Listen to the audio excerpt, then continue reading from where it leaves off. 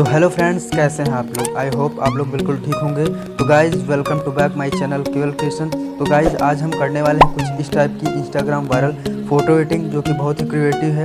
तो गाइज़ इस वीडियो में जितने भी बैकग्राउंड और पीएनजी यूज़ होने वाले हैं उसका लिंक मैंने डिस्क्रिप्शन में दे दिया है, वहाँ से क्लिक करके डाउनलोड कर सकते हैं। वीडियो को स्टार्ट करने से पहले हम आपको बता दें कि आपने अभी तक हमें इंस्टाग्राम पे फॉलो नहीं किया तो फॉलो कर लें, लिंक डिस्क्रिप्शन में है। और चैनल को सब्सक्राइब ना किया हो तो चैनल को सब्सक्राइब कर लें और नोटिफिकेशन बेल को भी प्रेस कर दें और वीडियो को लाइक करना बिल्कुल भी ना भूलें। तो चलिए वीडियो को स्टार्ट कर लेते हैं।